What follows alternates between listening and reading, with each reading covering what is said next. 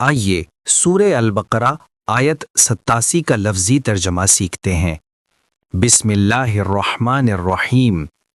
ہر لفظ کا ترجمہ۔ وَلَقَدْ، اور بے شک، زور دے کر بات کی جا رہی ہے کہ یہ معاملہ حقیقت اور یقین پر مبنی ہے۔ آتینا، ہم نے عطا کیا، موسیٰ کو۔ حضرت موسیٰ علیہ السلام بڑے جلیل القدر نبی تھے۔ الکتابہ، کتاب یعنی تورات، جو بنی اسرائیل کے لیے ہدایت کی کتاب تھی۔ وقفینا، اور ہم نے پیچھے بھیجا یا سلسلہ جاری رکھا، یعنی ان کے بعد بھی نبی بھیجتے رہے۔ من بعدہ، ان کے بعد، موسیٰ علیہ السلام کے بعد آنے والے انبیاء کی طرف اشارہ۔ بالرسلی، رسولوں کے ساتھ، کئی رسول ایک کے بعد ایک بھیجے گئے۔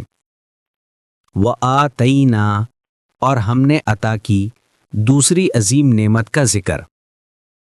عیسیٰ بن مریم، عیسیٰ بن مریم کو، یعنی حضرت عیسیٰ علیہ السلام بغیر باپ کے پیدا کیے گئے۔ البیناتی، کھلے دلائل، ایسے معجزات جو واضح اور ناقابل انکار تھے۔ وَأَيَّدْنَاهُ، اور ہم نے ان کی مدد کی، طاقت دی، خاص تائید، خصوصی نصرت۔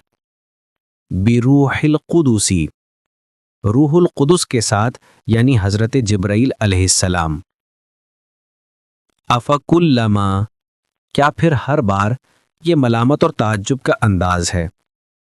جاءکم، تمہارے پاس آیا، تم بنی اسرائیل کے پاس، رسول، کوئی رسول اللہ کا بھیجا ہوا، بما، اس چیز کے ساتھ جو، لا تہوا، نہ چاہے، پسند نہ کرے، دل کی خواہش کے خلاف ہو۔ انفسکم، تمہارے نفس، تمہاری خواہشات، تمہاری مرضی۔ استکبرتم، تم نے تکبر کیا، گھمنڈ، ضد اور حق سے انکار۔ ففریقاً، تو ایک گروہ کو، یعنی انبیاء کی ایک جماعت کو۔ کذبتم، تم نے جھٹلایا، ان کے پیغام کا انکار کیا۔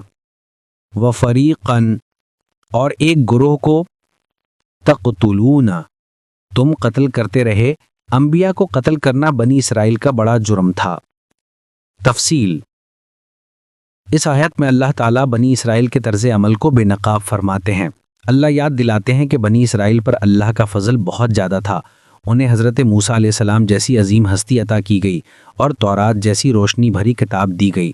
پھر یہی بات ختم نہیں ہوئی، بلکہ اللہ تعالیٰ نے سلسلہ نبوت جاری رکھا اور ان کے پاس ایک کے بعد ایک رسول بھیجے۔ حضرت عیسیٰ علیہ السلام کو کھلے معجزات عطا کیے گئے، جیسے مردوں کو زندہ کرنا، بیماروں کو شفا دینا۔ یہ سب اللہ کے حکم سے ہوتا تھا۔ پھر اللہ نے حضرت عیسیٰ کی مدد جبرائیل علیہ السلام کے ذریعے فرمائی۔ اس سب کے باوجود بنی اسرائیل کا رویہ انتہائی تکبر والا تھا۔ جب بھی کوئی رسول ایسی بات لے کر آتا جو ان کی خواہشات کے خلاف ہوتی تو وہ ضد، تکبر اور عناد دکھاتے، کچھ کو جھٹلا دیتے اور کچھ کو ناحق قتل تک کر ڈالتے۔